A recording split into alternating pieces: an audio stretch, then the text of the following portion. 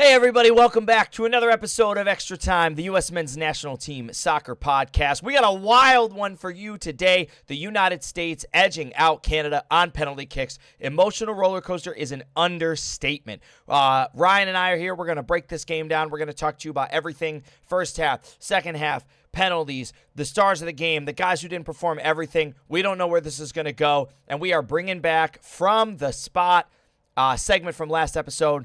If you guys are interested in this content, you guys have been liking this stuff, hit that like button, hit that subscribe button. Let's get into this. We are heading into extra time. Let's go.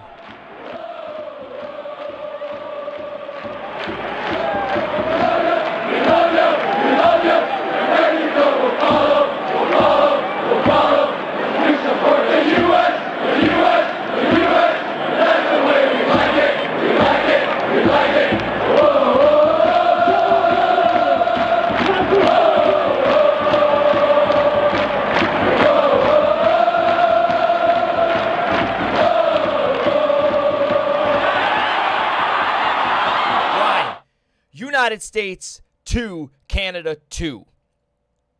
And I, bro, as much as I want to just like dive crazy into this, I don't know. I honestly don't know where to start. I just kind of wanted to have like an unhinged episode, right, where we can just like break this down, because as far as being a USA soccer fan, this had everything.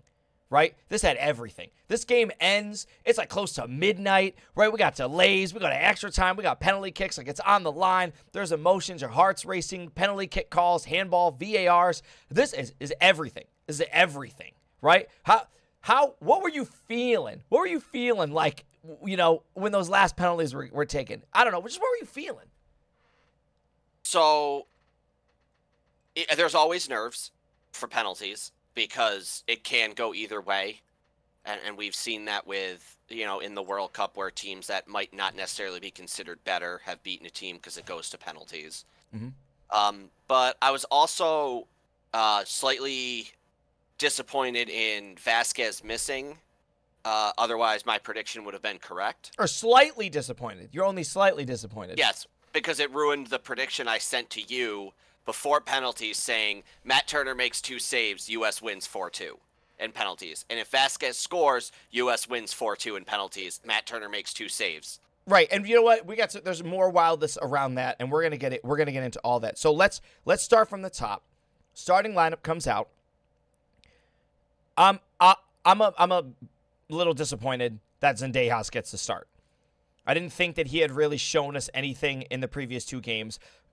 On the flip side of that, Dressel getting the start, I didn't know a whole lot about him. I was impressed with his set-piece delivery, and I've heard a lot of criticism around him getting the start because a lot of people thought Callahan, this is a wild decision.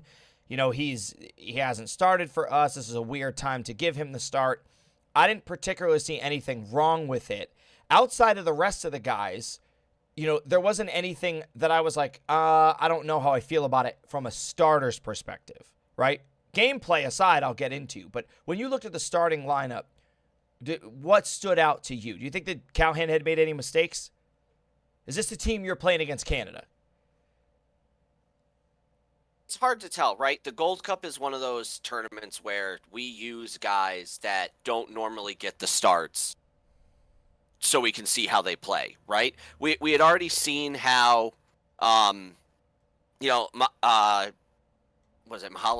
had played. Mm-hmm.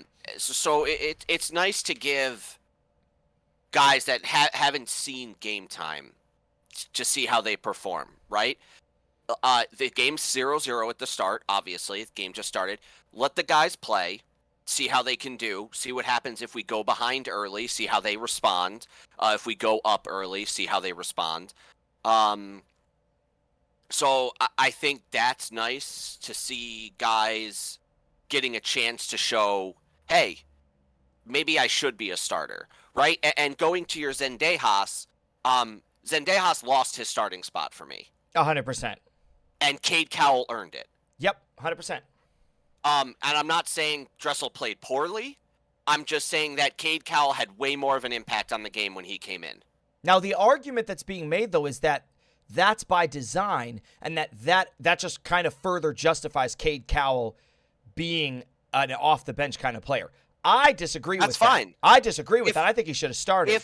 If they're trying to play him like they play Aronson, and you have a guy who's tired out there, and then you put on somebody who's fast, who's young, who's a workhorse, so that you can just torch him, go for it. If it works, it works. In CONCACAF, it's probably gonna work against teams that aren't, the higher caliber. Like if we're playing A teams, right? If this isn't the Gold Cup, if this is World Cup qualifying. Mm-hmm. That strategy might not work against Mexico, against Panama, against Canada, because their fitness is going to be up there with ours. Jamaica as well. Their fitness is up there. Against other teams, which we saw in the last qualifying cycle, is the U.S. runs a team into the ground in the first half. Second half comes around. Greg Berhalter made a couple of subs. The subs immediately have an impact on the game. Right. That being said, Cade Cowell could be that position, right? He could be that player that's like, hey, it's the 60th minute. Go out there and run for 35 minutes. Run your guy into the ground. He's already tired. Right, and we did see a significantly different Cade Cowell than we had seen in previous matches, right? He beat those 3 Canada dudes, and not beating them in that the actual goal. Correct, he did. I completely agree. When you sent me that message and said, for all the work that Cade is doing right now, this man deserves to score, bare minimum get an assist, right? He deserved to have an impact in that game, and he did it. Previously, Cade Cowell had beaten guys by getting very fortunate touches, right? He'd kind of dribble into a defender and the ball would pop through their legs and hit him and he'd come back out with it. And he hadn't really outmuscled him and he hadn't really outplayed him. This Cade Cowell was different. He outmuscled his defender every time he got the ball. He was very strong in possession, taking guys on. He had the confidence, the willingness to do it. And every time it didn't work, his body language was more of like the, man, that was close, right? Like he knew he had it. It was right there. He could taste it, and he couldn't wait to get the ball back. And we've seen players where, like I've seen even Ferreira in a position where, and I'll get to him in this game because I thought he was pretty poor this game. But disclaimer, I don't think it was his fault that he was poor, but I'll get to that. So when I looked at the roster overall, we were finally in a position where I thought we knew what everybody could offer, right? We'd seen Jordan Morris play. We'd seen Senora play. We'd seen Mihailovic play. We've seen Morris play. We've seen Miazga play, right? We've seen Jones play. We've seen him now. And so now Callahan's stuck going like, I don't want to start Zendejas, but who am I playing in his place, right? Are you going to start Jordan Morris, right? And maybe if you're right, I would hope not too. So I can get that was kind of a tough decision. Going forward, I don't think Zendejas is in form. I don't think he's got a chance or a shot to do anything that we need him to do. Whereas I do think that like a player like Cade Cowell has earned himself that spot. He's ready to step into those positions and go for it. I was confused, not with the starting lineup, but with the way that Jesus Ferreira decided to play the game. Now, I don't see anything wrong with the way that he played the game, only with it didn't work given the formation that we had. If we're playing 2 strikers up front and Ferreira wants to fall into the midfield like that and try to get touches, right? Because you heard during the broadcast, BJ Callahan said this is a volume player. He needs lots of touches. He needs lots of opportunities to get in the game and build that confidence. He tried to do that, right? Credit to him. He stepped back. He got himself involved. But then we lost that player to take over that attacking third. And we didn't get it back until we saw Buzio start making those runs out of the midfield, which if I'm thinking this is a thought that I had, from a player's dynamic, you could tell that Buzio and Ferreira are friends off the pitch, that they care about each other and they respect each other off the pitch because they had a synergy some of the other players didn't have. They seemed to make that decision of their own accord, that Ferreira was going to check into Buzio and Buzio was going to make those overlapping runs. We even saw going into the first half tunnel, who's starting the scrap? It's Buzio and Ferreira, right? They're guys up under Canada's skin. So outside of like the players, I think I'm changing Zendejas. I don't really necessarily have a great idea. Maybe I'm playing Mihailovic instead, right? Over that, I don't really, I think it's like half a dozen, 6 of one, half dozen of the other. But outside of that, like, I'm gonna disagree with most of the stuff you just said. No, that's what we need. Go ahead. I actually thought when we brought on 4 strikers. So when we had Cowell, it was Cowell, Vasquez. Who was the other one over there? We had another one, and then Ferreira was still on the field. I think Ferreira played much better in that midfield role, being able to control the ball, get it at his feet, and make the decisions with the ball. Now, that being said, that's not what you want your striker to do, right? Your striker is not the guy standing at midfield directing traffic.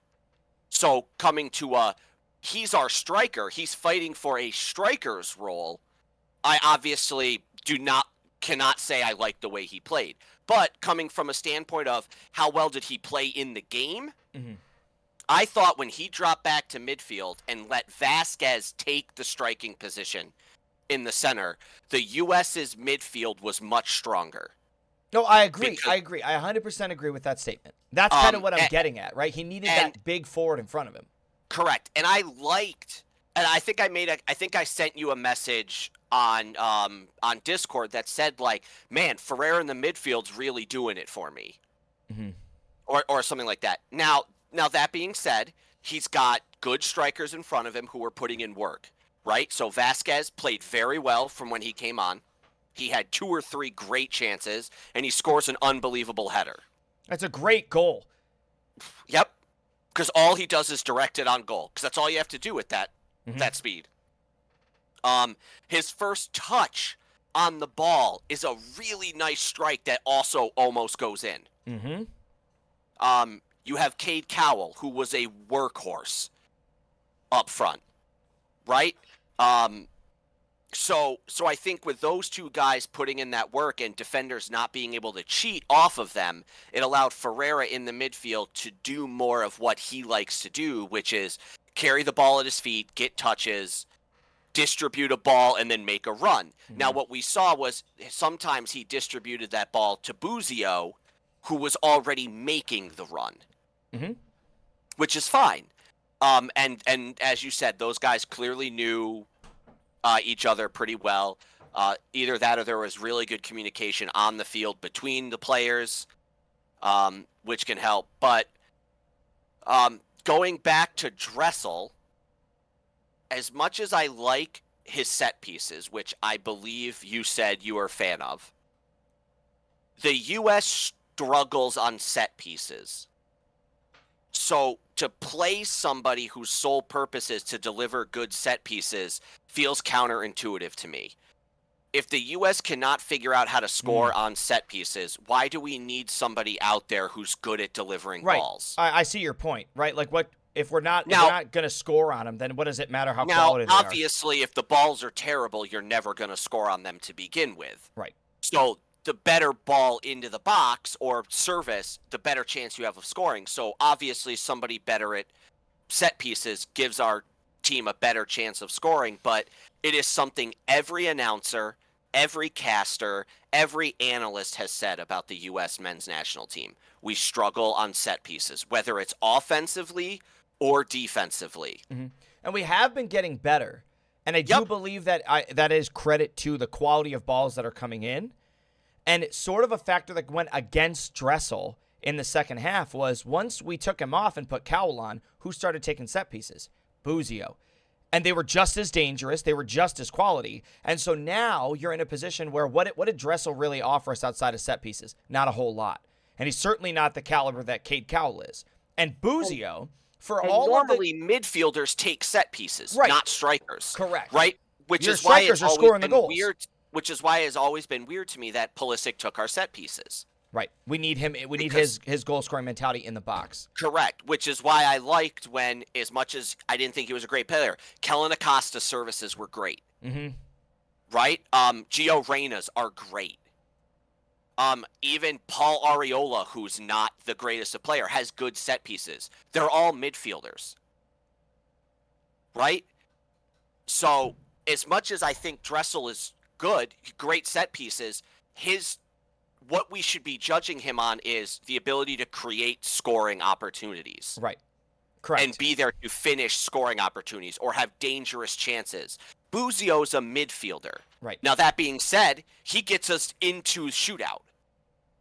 Right? I understand it goes down as an own goal, but Buzio's shot is low and hard, which means the goalie has to make a save with his feet, which is going to cause a rebound. We get very lucky that rebound goes right off a Canada player's chest, right into the net. But when that ball pops out, though, I just want to say this for all the haters out there. Buzio is standing on the other side of that defender. So if that defender's not there, it's going right back to Buzio. He's probably heading it into an open net. Now, it's not Correct. a guarantee by any means, so certainly, Canada's goalie's a good player. He could have popped up and saved it. He made some phenomenal saves. But just for right, Buzio. And I want to pause for a second, and I want to talk about him, because when you think about the game, and as after I say this, I want to go through and just talk about all the emotions from start to finish and give people an idea, if they weren't able to watch it live, the experience sort of that we have, right? That's the big thing I love about this podcast, is coming from that fan perspective. But we had a lot of players struggle to be creative, to be inventive. We had very few players on the field really give us any reason to continue playing them where they're playing. Okay, Brandon Vasquez was a player that I thought at least did the role that we needed him to be. He's a big dude. He's a target forward. He scored the goal. He had a bunch of opportunities. He gave the players a reason to hit the ball in the box. Cade Cowell played like a winger. He attacked defenders. He generated scoring opportunities. And then it'll be very nice to have him playing left. If I understand that's where Pulisic plays, but if we can move Pulisic into the midfield and play Cowell, Balogun, Weah, our three strikers will have so much speed and so much of a workhorse that they are going to be deadly, because defenders are not going to be able to cheat, because if they do not catch them offside on an offside trap, they are going to get torched. 100%. And when you go into the midfield, who's really outside of Matt Turner, who at this point, if Matt Turner doesn't have a starting position for an EPL team by the end of this, something's wrong. It's gonna be tough for Arsenal to get rid of him, because he's a great backup goalie. He's still under contract. Arsenal's gonna want him, but he's not better than Ramsdale. I don't know. I'm going to disagree with that statement, and we can come back to that. I disagree that he's not better than Ramsdale, but I see what you're saying.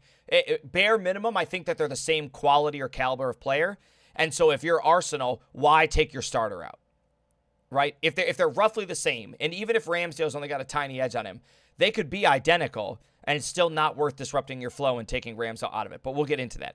But I want to just touch on Buzio, because for the whole duration of the game, before we made the subs and before we really generated anything, Buzio was the one player who was at least trying to be different, right? He didn't get caught in the slump of the game and try to do the same old and move the ball to where we did the same crap for so much of that game and it didn't work. And Buzio was the only player on the field that was like, guys, this isn't working. Let's try something else, right? He started making those through runs, right? He was convincing Ferreira to a lot of 1-2 balls, drop back, right? A lot of 1-2 balls. So I just wanted to say that as we go to, kind of break into this sort of emotional roller coaster of a game that we got a chance to, because first off, the game just starts off super bizarre, right? Have you ever seen something that's right? First minute of the game, referee gets torched that's in the so face. Unfortunate. Linesman gets ripped, right, with a clearance.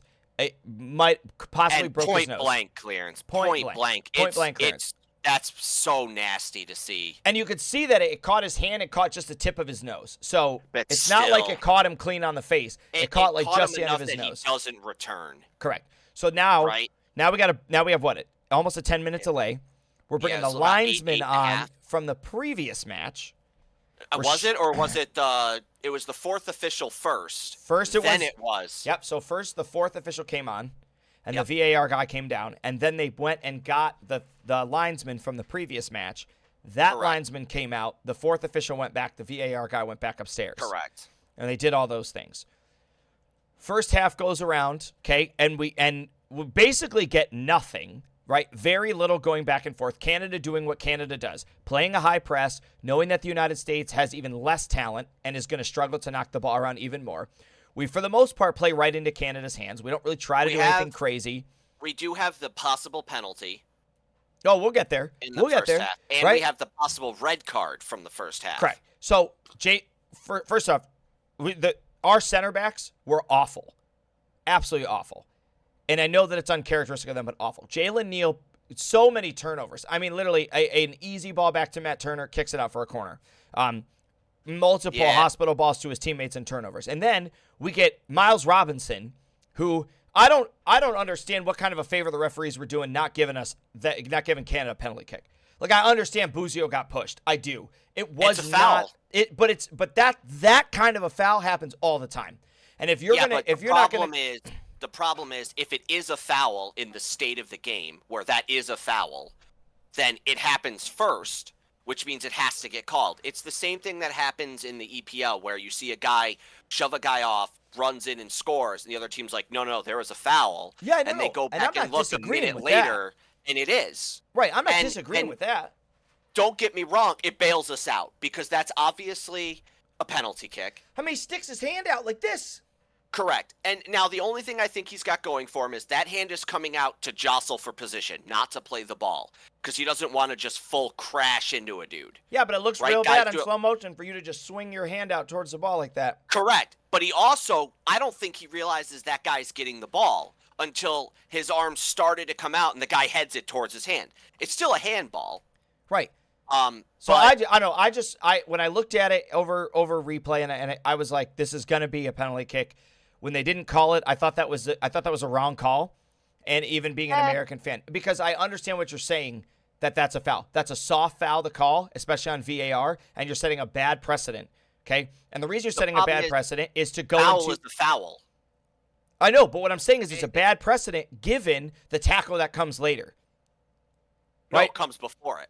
Cavallini's tackle was outrageous. And now, but I still think that's only a yellow. I do think it's only a yellow too. And the thing that was tough about it was a really bad yellow, but it wasn't enough for it to be a red. It was like orange. Right, exactly. And I think Stuart Holden said that. Stuart Holden was like, that's an orange card. Right? Because it was like very clearly a red. It was or yellow. It was an easy decision. You're obviously going to the book.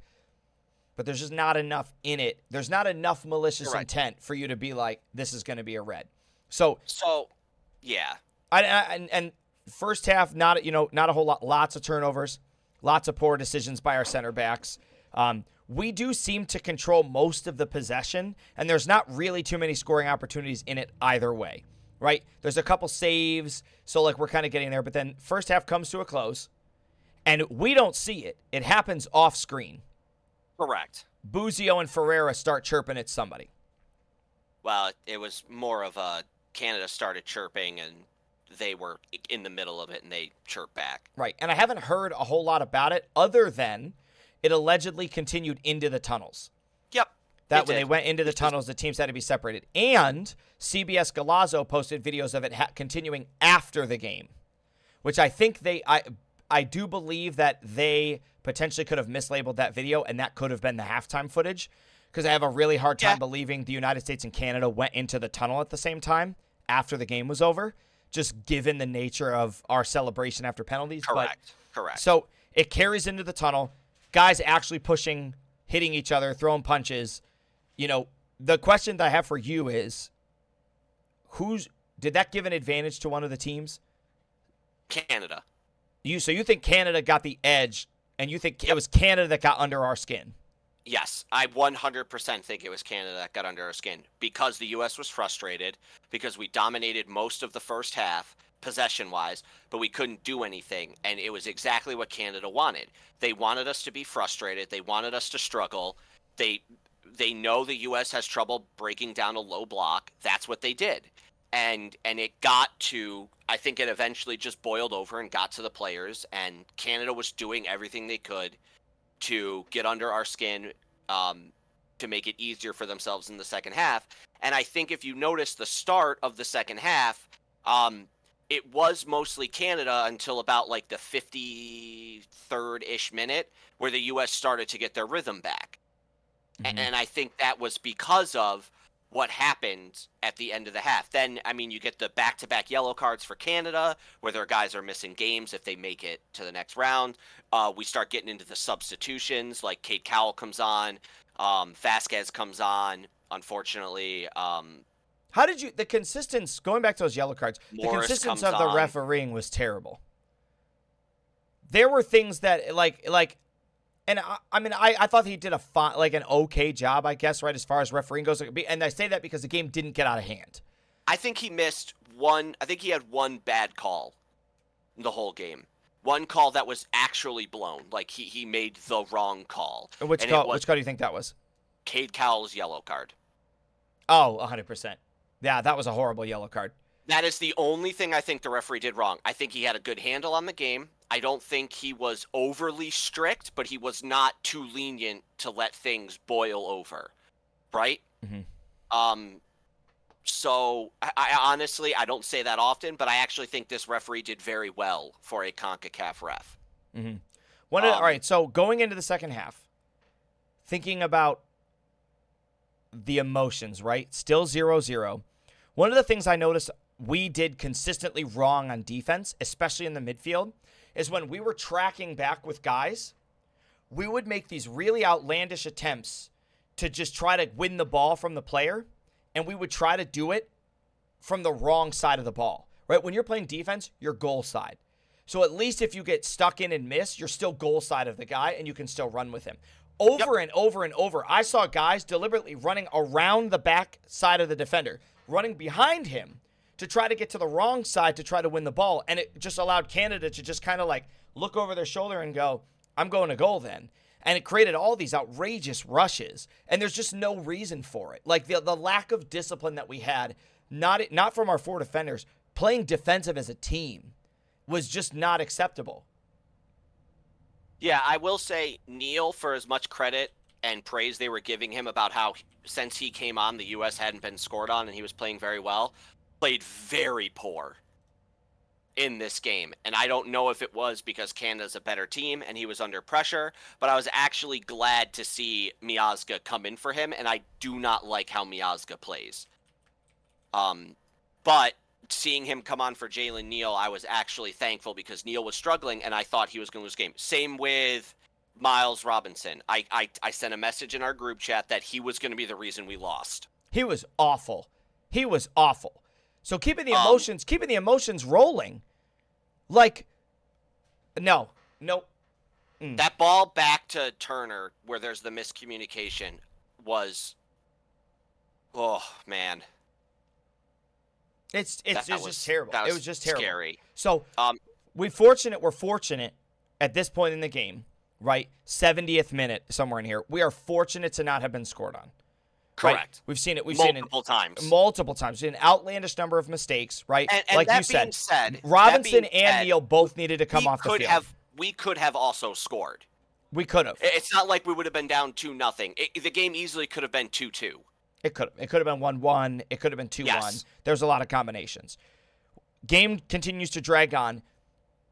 The subs that you listed come in, and all of a sudden the game shifts. We get a pretty noticeable shift in the United States' favor. The guys coming off the bench do the things they need to do. I like what, we talked about it earlier. Ferreira comes underneath, starts generating opportunities for Vasquez and Cowell. Okay, Cowell, confidence, starts dribbling the ball at defenders, and all of a sudden we're starting to see chances. We're exploiting the left-hand side of the field. We still look bad defensively in transition, right? We're still overcommitting players, but Canada hasn't been able to take advantage of it. And so we're seeing a lot of pressure coming off from the United States, right? Vasquez getting opportunities. He has that Chester and that left-footed volley that almost goes in. His first shot almost goes in. So I liked what we started to see coming off of the bench, and it started to feel more like the typical USA game, that if we were going to get one, it was going to be another late one coming in. Yep, and then sure enough, 88th minute, beautiful ball from Jones to Vasquez, who all he does is redirect it on goal. There's already enough power behind the ball. He's in a great spot that it's unsavable unless the goalie is already standing in that position. Correct. And that was and for me, I was like, that's it, we're done, game is over. Yep. Right. The U.S. has buried him. We make the subs to kill the game out. Gressel comes off for Morris. That was who our three up front were. Right. So it was. Well, and I just want to say Cowell, Vasquez, and Morris with right. Ferreira underneath. Right. And I'll let you continue, but I just want to say that ball that Jones hit, obviously it was a great ball, right? It'd be stupid for me to not say that was a great ball. That was the kind of ball that we needed to try hitting in the first half to try to open up Canada's defense. Because what we were doing wasn't working, and we didn't want to take risks like that. We weren't trying to send long balls over the top. And part of it was because Ferreira couldn't do that. Correct. Ferreira wasn't, and That's my worry for Ferreira going forward. Yes. Right? Is that he did great in games where he didn't need to be anything other than he was. Right? He was able to use his touches and his game presence and his soccer mind to score goals. But here we are in a situation where Canada is experienced, Canada is disciplined. They're an established program. They're one of the powerhouses in CONCACAF. And his stuff didn't work. We needed a player that was bigger, that was just stronger than the guys up front. And we got that in Vasquez, right? That's a nice run that he makes. That ball drifts just over the top of the defender, and Vasquez buries it in. And that's not something that Ferreira is going to be able to do even in the form that he's in. Yep. So then the U.S. makes our subs. We go to that 3-front attacking, moving Ferreira back. Miles Robinson comes out, which I was very happy to see. Even no, if he's not out yet. Long. He's not out yet. Yes. He's not out yet. You're right. He's going to come out. He's going to come out in extra time. That's right. He gets subbed out to start. And we know he's not out yet because here we are with Vasquez scoring, and we're thinking we're through, and we 6 minutes of stoppage time, Robinson, 90 minutes and 37 seconds, and what happens? Miles Robinson commits a handball in the box. Canada gets a penalty kick. Vittoria scores right down the middle. Right. Now this one, I'm not solely blaming Robinson. This is an awkward bounce that he's not expecting, and it just comes up and hits his hand. Yep. But you still got to be asking yourself, really? Another one on the same guy? Yep. It's just not acceptable. Not from a guy that should have been starting on our World Cup roster. Yep. So then we get into first half of extra time, right? So now we've got Aaron Long in, and not a whole lot happens in that first. First 15. Just dud. Right. Just dud. Cade Cowell has an okay chance where he gets his yellow card, but it is what it is. Second half of extra time, 4 minutes in, Jacob Schaffelberg scores a goal. It's a nice run. It's a beautiful goal. It's a very beautiful goal. Fortunate goal for him because it takes a deflection off of Miazga. And it's the exact same thing that happened to me yesterday for the first goal that got scored against me in my summer league. Now, the same thing. But I'm going to hit a defender. Correct, and it just knuckled. Yep, right past me. I'm just going to come right out with this. Ferreira got that wrong, right? So I think he tackled the air. He just stuck his foot out into the air. So the problem I think there is if Ferreira actually connects with that tackle, I think he's getting a red. You think he's going to get a red? Just because of the way he was throwing the tackle. He wasn't arms on the guy trying to pull him down. It was going to be from behind. I'm sticking a leg in, reaching. So then why not just continue to run with him? Like not only did you not win the guy, you just abandoned the run altogether. I don't think he's catching up to him in time anyway. Yes, it would have been nice to see him continue the run, but the lunge he makes where he tackles the air sets him back 5-10 yards, and he's not going to make that up at a standstill while the other guy is still moving. No, but I think, and I agree with, so I was listening to Heath Pierce earlier talk about this, and I kind of agree with him on this. You're a player who's too experienced and has played too many games with the men's A team to get caught in a position like that and not really seem like you knew what you should have done. Right? I mean, he's not normally in the midfield. If he's not normally in the midfield, but when you've been playing games of that caliber. Yeah, but you've been playing games of that caliber. You know that it's that guy's job to drag him down. Correct. But think about how many times you have ever seen a Harry Kane, a Son, a Holland, Bukayo Saka, Raheem Sterling make that kind of tackle. I mean, I've seen Saka drag some guys down. Correct. Now, normally when they do it, though, they're in a better position. They're in a better position, and it's hands and it's dragging them. Yes, when you think of those strikers, they're not the ones back there. Ferreira's not used to playing there. So I think there was a little bit of he could have thought, yes, I'm supposed to make this tackle. And then as he started to throw it, go, oh, wait, am I actually supposed to make this tackle? Right. And so that to me, though, that adds to more of the confusion behind Ferreira. What are you even doing? Right. So like he's putting himself in a position where if you don't understand how to play that role and you don't understand how to do that, then you shouldn't have had the strategy to come in and drop back and all that stuff. So now the United States is down 2-1. Yep, but not to be outdone, exactly like the Canada did to us. 5 minutes later, When The there's US a 7 minute, there's like 8 minutes left in the second half of extra time when 11. Canada scores. 11 minutes. So there's a lot of time left. Yep. And we're pouring forward, 5 right? We minutes. have Roldan in. He's playing right back. We're going back to the 3-4-3. We're really trying to pour it on. Matt Turner comes up almost It's a a half. great ball. Hits a phenomenal ball in a header.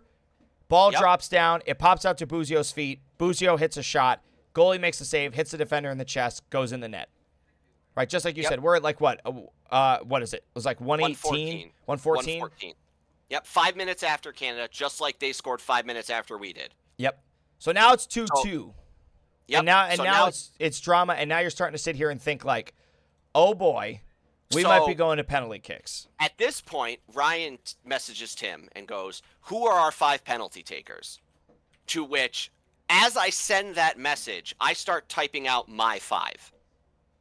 At the exact same second, almost down to the millisecond, we both hit enter on our keyboards and send the exact same 5 guys.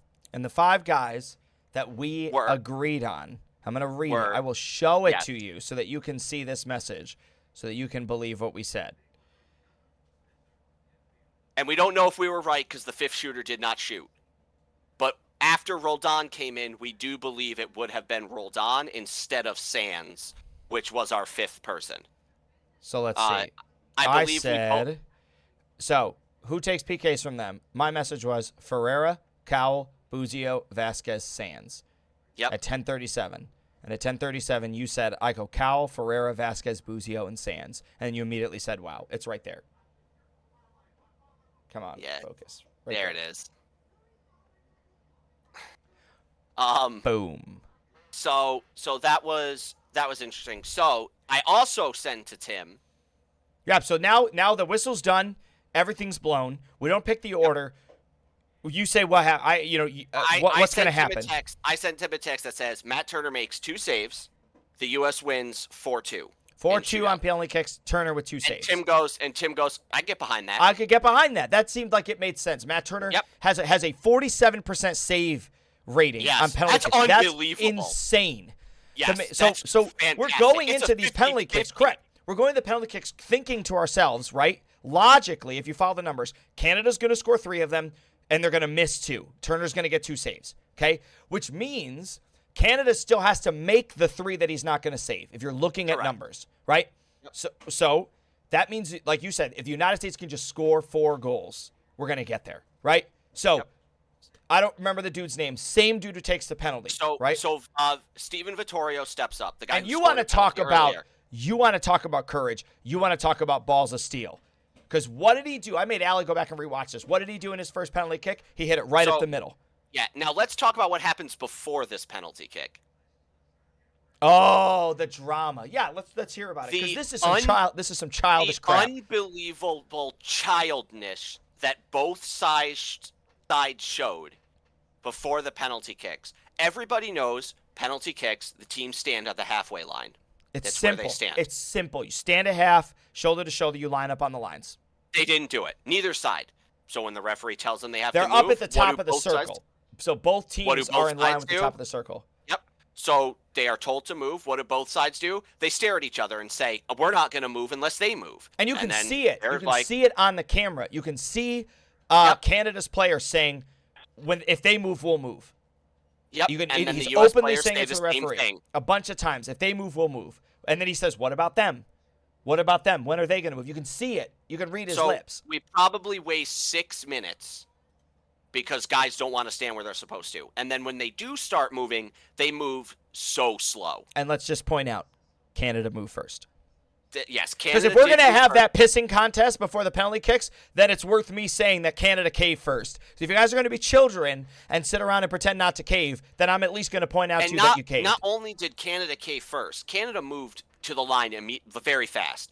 The U.S. did very, very tiny shuffle steps all the way back and then stopped about this far from the halfway line, to which the referee turned back around and told them they had to back up again. Right. And so I have mixed feelings about this because from the professional stance. No, it's stupid. Yeah, from a professional stance, there's no reason for this, right? There's not even a But reason for it from the no, not professional there's stance. like a little bit of that, What does it do? like from What's a the fan. purpose of it? It gives that little spice.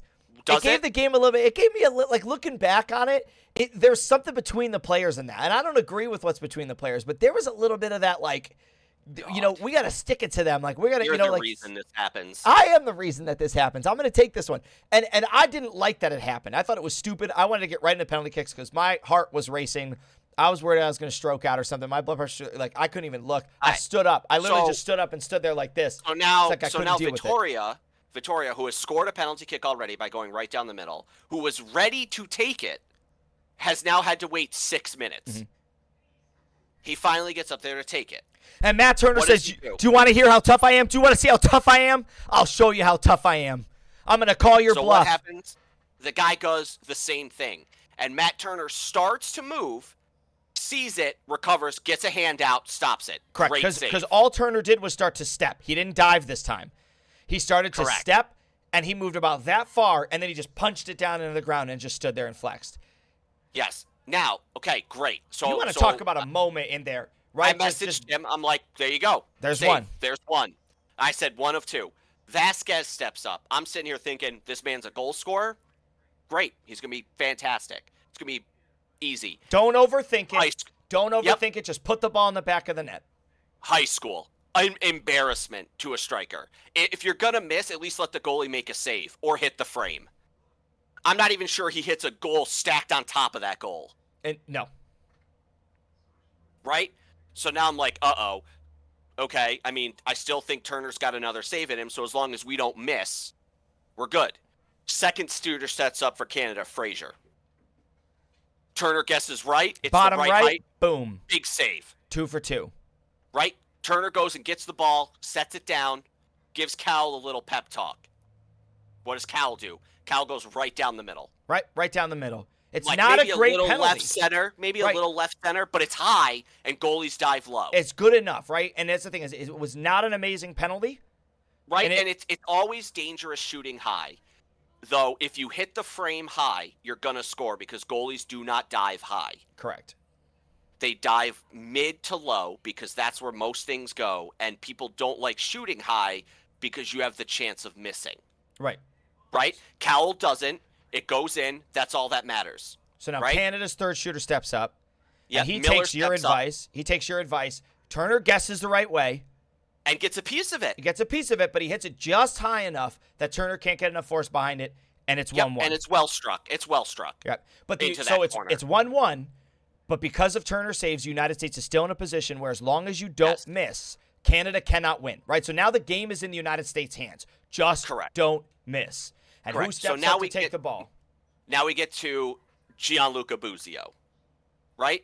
And Buzio probably takes 2 steps off the ball, right? He is very close. And Stuart Holden says something about how when you see somebody do a short run up, they're normally going for placement. Mm-hmm. And what does Buzio do? He hits the perfect upper 90 with a little bit of a Sexiest penalty curve. kick. That's immediately what I said. I And said that then- was sexy. And then he turns around and just smiles. He's just like, And it was right in And the just- corner. Like that hit in Yes. the back corner of the net where it connects. yes. And he turns around and just smiles. And everybody starts going like this. Right? Like, calm down, calm down. But he has got a grin on his Right. face. Pressure's on Canada. Right. And then Canada's next guy makes no mistakes. Yes. And He Turner just- does not guess right. No, he So this rifles is the this first thing. one. This is the first one Turner does not guess right. We are on the 4th shooter. Right. I mean, he rips Right, it. so- That's a quality so- penalty. That next penalty Yes. is a quality penalty. So 3 of the 4 shots Turner has guessed right. He has saved 2, almost saved 3. Right? Mm-hmm. So then who steps up next for the U.S.? Jesus Ferreira. Which, All you got to do is score. confidence. I had confidence in this because he had taken penalties before, and this is a spot that he's good in. He is good from the penalty spot. I had confidence in him, and he did not disappoint. And what does he do? He does the same thing Canada's third shooter does. He hits a ball well struck into the corner at just enough height that even when the goalie gets a piece of it, it goes in. Canada's goalie gets a hand on it, but it doesn't matter. Right, because if you hit it with enough pace, in the right direction. It's not going to be enough that the goalie guesses right. The goalie still has to make that save. And that's a tough save, right? Because it's out at the outstretch of his hands. And when it hits his hands, he can't get enough force in his wrist, and it catches him, and it pushes his hand back, and the ball goes back up into the side netting. And then we get to Canada's fifth shooter, who, yikes. And I said, crossbar. Yeah, you said he was going to wank it, which I assumed meant just completely miss the net. Yep.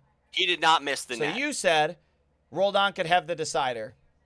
I did say that. I did say that Roldan message could. At the end, I said, no, he shanks it, and it's all over. Yes. That's what I said. So, yes, you did. And he did shank it. It hits the crossbar. Does not go in even as much as Canada's players pointed saying it was in. But it wasn't. It was not close. Not even close. It's coming, coming right off the line. U.S. wasn't even on the line. Unless you count. No, but I'm saying best case scenario. Best case scenario, it comes off the line. Yeah. So the U.S. advances 3-2 on penalties. Not 4-2 like I had predicted. And we won't know if we had the 5 shooters correct. My guess would be Roldan or Morris would have been taken. I was guessing because we had Sands, and I was guessing that once they put Roldan in, that was the reason. Like, yes. I was guessing the reason that Roldan came in was to give us, to give us more offensive take because he did come on when we were down, but also because if you're Callahan at that point, you're probably not scoring 2 goals in the final 10 minutes of extra time, right?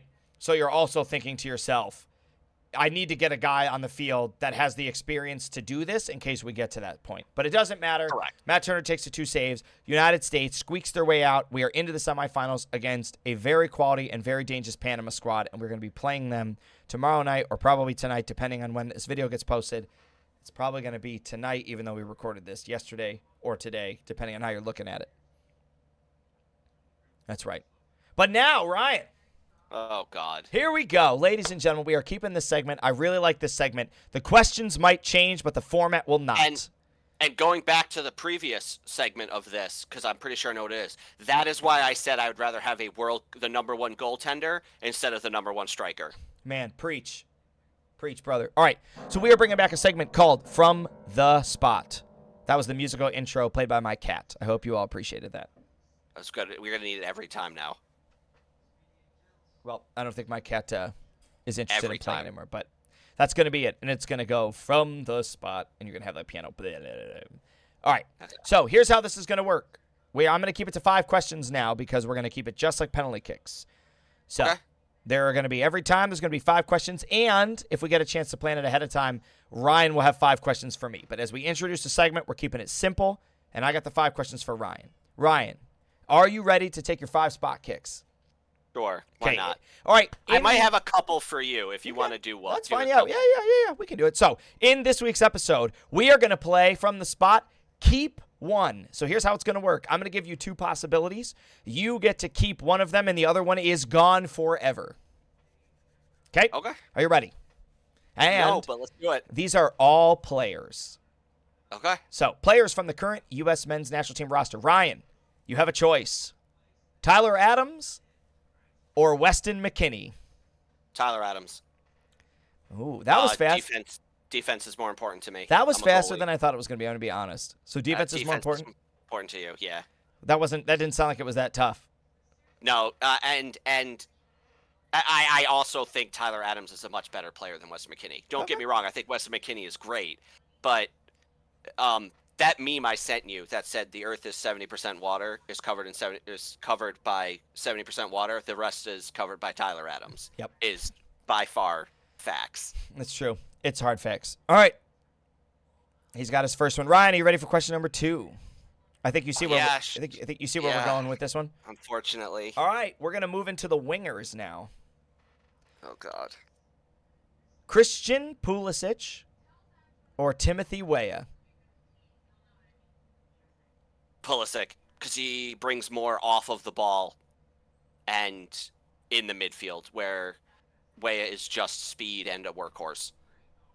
Yeah, see that was tough for me. So when I was writing these, I was like, I'm not even sure. Like as soon as I found 2 players where I wasn't sure what I would pick from, I was like, these are going to be good ones. All right, you ready? Yeah. I think I know your answer to this one, but I still wanted to ask it because it kind of goes off what we asked last week. Matt Turner or Falarin Balogun? Matt Turner.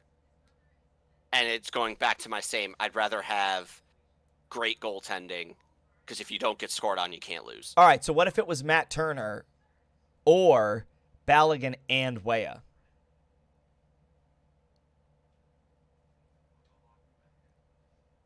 Ooh. I still think I take Turner. It's tough, right? I mean, Matt Turner's a great goalie. Yeah, I still think I take Turner. The problem here is, though, we have a good enough backups that losing both Balogun and Weah, I think, hurt us more than just losing Matt Turner. Gotcha. Okay. So I think if it's both of them, I have to take Balogun and Weah. But I think if it's just one or the other, I'm losing the striker for Matt Turner to keep Matt Turner. Okay. I can get behind that. All right. Heading into our defense. Here's our defensive category. Serginho Dest or Walker Zimmerman? Zimmerman. I'm keeping him. I knew you would. The aerial battle. I love Serginho Dest, and I've talked about it a lot in previous podcasts. I think he's great. I love his speed. I love his work ethic. I like his fancy moves when he's got the ball and his quick feet. But something about just an unstoppable wall in the air seems better than all of those things. And just so that everybody who's listening at home knows, the reason I want to do this is because I'm trying to stir the pot and create some controversy, right? I want to hear your answers down below in the comment section. Everybody's gonna be picking the strikers because they want to score goals. That's what we need, right? That's what I want. I want to get this conversation started. I want to try to irritate some people, you know? I know, try to irritate some people. All right, last one. So we've had our striker, we've had our midfielders, we've had our defenders, we had our goalie conversation. Now it's time to talk about the bench. I really thought you were going to talk about the coach. We're going to talk about the bench. Ricardo Pepi or Brandon Vasquez? Vasquez. He's bigger, he's stronger, and to me, he has shown he wants it more. Ricardo Pepi, yes, has played more games for the national team. I still think he's too timid. And I should have asked you Brandon Vasquez or Jesus Ferreira. That's what it sounds like I should have asked you. It still would have been Vasquez. Still would have gone with Vasquez. So do you think now, real talk, do you think Vasquez is our number 2 striker? You think he's going to come in off the bench and replace Balogun? If he can keep scoring like he has, yes, because we need somebody strong up front. And Balogun is strong up front. And to replace him with somebody else that's just as strong is what the U.S. needs. And I'm not saying Jesus Ferreira is bad, brings a different element to the game. Our strategy changes with Ferreira coming in for Balogun. Our strategy can stay the same for Vasquez coming in for Balogun. Gotcha. All right, this will be my last one. This is our bonus question. It is not related to the category, but I just got to ask it to you because I think it's interesting. Would you rather have the World Cup get won by the United States in your hometown, except you don't get to attend the game? You don't even get to watch it. I don't care what the other answer is. You don't even get to watch it. I'm picking the other answer. You don't get to watch it. No. So the United States will win the World Cup final in Oneonta. I'm picking the other decision. Or you get to attend the World Cup final between the United States and somebody else, but the United States doesn't win. No, I'm still doing the other one. I would rather be there for my team than have them win and me not get to see it. As much as people are going to be so upset because, you don't want the U.S. to win a World Cup. What the is wrong with you? Mm-hmm. I am a fan. I want to see that game. You cannot tell me there is somebody out there that is a diehard fan that would be like, yeah, let my team win. I'm just not going to watch the game. Right? You can't. I can't do that. I want to watch it. I don't care if we lose, but I want to. All right. So here we go. All right. Here's some spot kicks for you. All right. I'm ready. All right. So the first one, we're going to go head coaches. All right. Do you want Jesse Marsh or Greg Berhalter? Probably Greg Berhalter. And that kind of contradicts everything that I said going up to this, that I was really excited to have Jesse Marsh. But I don't know. I've just kind of gotten back on the Greg train. And you can hate on me for it. I encourage it. If you want to hate on that, there's room for you right down here in the comment section. Yeah. All right. Second, Gio Reyna or Florian Balogun. Balogun. So you're gonna lose Reyna. Oh yeah. All right.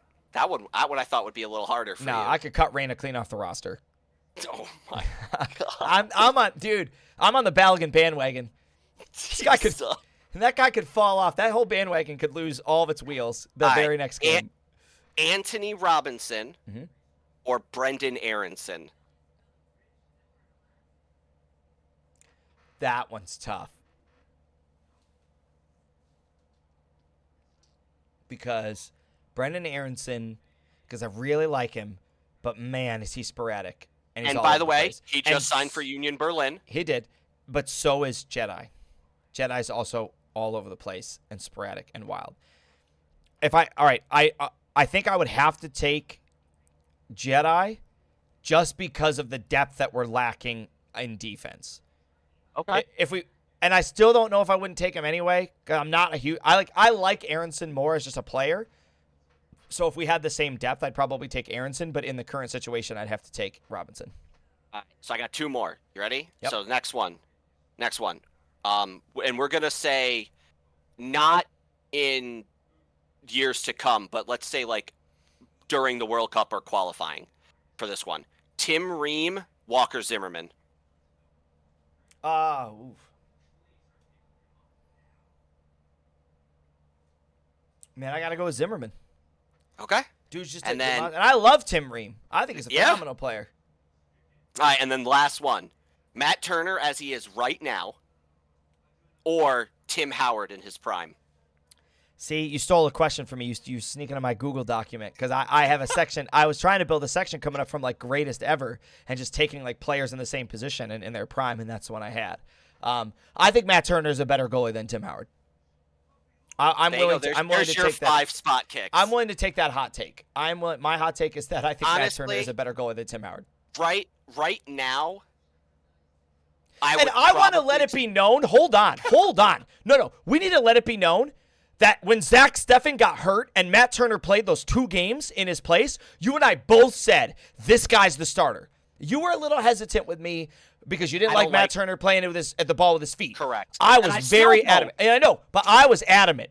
I was like, this guy is our starter. This guy's so much better than Zach Steffen. And the media's like, oh, we're going to get Steffen back. We're going to get Steffen back. We're going to get... Did you look at the rosters? Does anybody remember who Zach Steffen is? No. Nobody remembers. Nobody remembers who Zach Steffen is. He's gone. Yeah. I think Tim Howard in his prime is just a little bit better than Matt Turner is right now. I'm going to find that video, and I'm going to put a card right here. So that everybody has to look at me saying Matt Turner is the best goalie that we have years ago. That being said, I think in the next year or two, Matt Turner will be better than Tim Howard was. I still think right now, as it stands, Tim Howard in his prime is slightly better than Matt Turner. I disagree. So, games tomorrow, Jamaica, Mexico, U.S., Panama. It's going to be a rematch of U.S., Jamaica in the finals. I said what I said. Yeah. USA, Ryan can't see any of these, so Ryan can't see the things that I change above my head. But Matt Turner, it says Matt Turner's the GOAT. Change my mind. Oh, God. Deal with it. So I think U.S. beats Panama 3-1. That's bold. And then I think Jamaica beats Mexico 2-1 in extra time. Okay. Wait, so hold on. What, you said Jamaica's going to win? Yep, 2-1 in extra time. I can get behind that. I think Jamaica's going to win. I can get behind 2-1. I don't think it's going to be an extra time, though. But it could be. I think the United States is going to beat Panama on penalties. It's going to be 1-1. It's going to be 1-1 again. And both goals going to happen late in the second half. And I don't know if my heart can handle another one of those. United States is going to advance on penalties. Dude, I just want everybody to know, before the second half started, a little ways into it, I made myself sleepy time chamomile tea. Oh, that was a mistake. Thinking I can drink this, the game will be over, I can go to bed, right? The game will be done in like 25 minutes, the tea will kick in, I'll go to bed. Not only did the game not end, but the amount of stress and that the game caused my blood pressure to spike, my anxiety to spike, Mhm. my heart rate to spike, made the tee not work at all. Yeah, not period. at all. My favorite was, so a bunch of the content creators have their notifications come up that say like live in 30 minutes. You know, we're going to talk about, it's going to be the post-game match of those things. Yeah, to All of the delay 'em. content, dude, all of the content creators had those scheduled. They were popping up before the first half ended. That's how delayed the game was. It was like 34 minutes into the first half, and I was getting notifications that were like, live in 30 minutes, post-game review, United States versus Canada. And I was like, that's not going to happen. So then they delayed them, and I got a whole nother series of them shortly after halftime. And that wasn't even going to be close. And then you just didn't get another one. I think they just went live when the game was over. All right, but then hopefully we'll be back this weekend. Yeah. I would We'll have assume, another video for another guys one. this weekend. Anyway, we really appreciate everybody tuning in. Matt Turner's the GOAT. Try to change my mind. United States, roller coaster ride, Edge and Canada out in penalty kicks 4-2. We play Panama Ramsdale's still better. tomorrow night, 8 o'clock? 7:30. 7:30. So the kickoff will be, Yeah. by 9 o'clock at this rate.